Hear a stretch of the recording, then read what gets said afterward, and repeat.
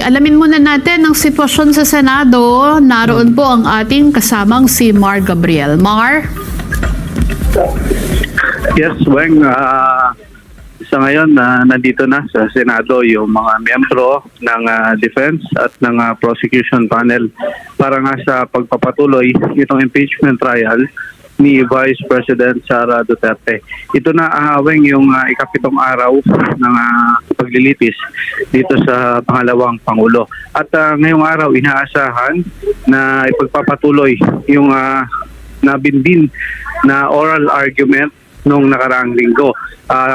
Mamaya bibigyan ng pagkakataon itong mga senator judges na magtanong sa prosecution at sa defense patungkol dun sa kanilang mga argumento nung nakaraang linggo doon sa hiling ng prosecution na isabtina itong mga tax documents at bank records ni BP Sara, asawang si Man Scarpio, at yung 22 negosyo na inuugnay sa kanila.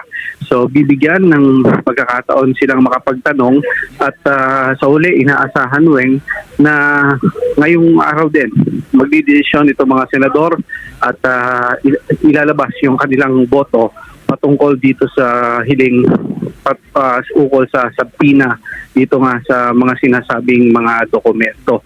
So antabayan natin, Weng, dahil inaasahan na kalakip ng boto ng mga senator judges ay yung paliwanag naman doon sa kanilang magiging desisyon, no?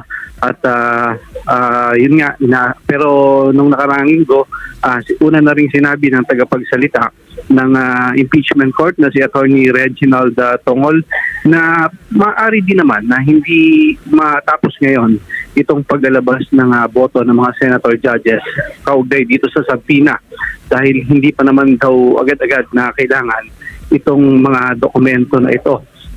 Dahil ito ay kakailanganin pa para doon sa Article 2 nitong impeachment trial o patungkol doon sa unexplained wealth ng pangalawang Pangulo na huling tatalakayin nitong impeachment court.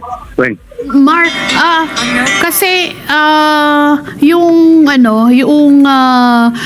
appearance dapat ni NBI Director Matibag, 'di ba ang unang pasabi ay July 20, so hindi na siya tuloy ngayon.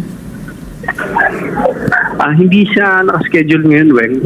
Bukas harap si NBI Director Melvin Matibag para ipagpatuloy yung paglilitis doon sa Article 4. Yan kasi, Weng, yung si Matibag kasi yung huling witness ng prosecution panel para dyan sa article na yan. At pagkatapos niyan ay lulundag na sila doon sa susunod na article, no, para litisin dito sa impeachment court. Yun yung Article 1 patungkol doon sa confidential funds.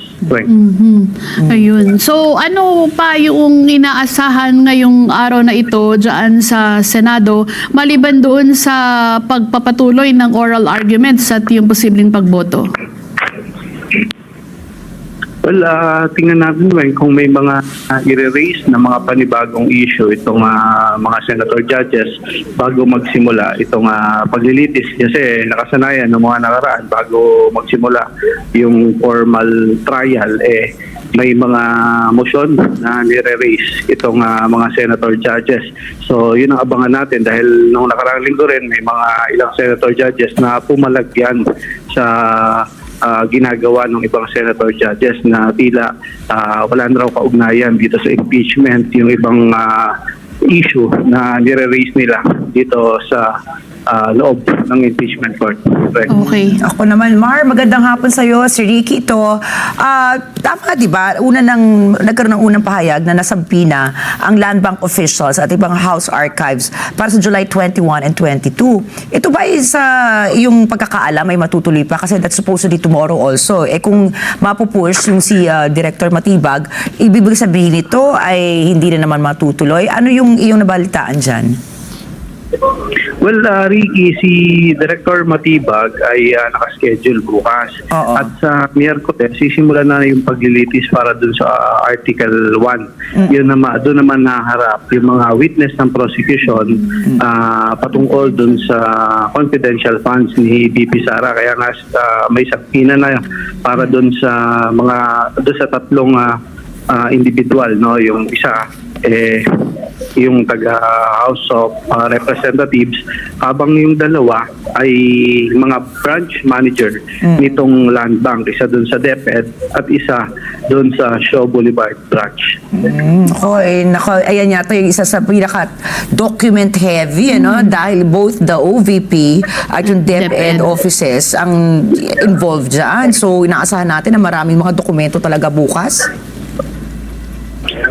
Sa Miyerkules Miyerkules pa, Ricky, sorry. Oo, tama. inaasahan na maglalabasan ng mga dokumento kaugnay doon sa confidential fund. Yan yung pagsisimula ng paglilitis para doon sa Article 1 dahil plano na nga natapusin na ng prosecution yung Article 4 o yung banta sa buhay ng Pangulo.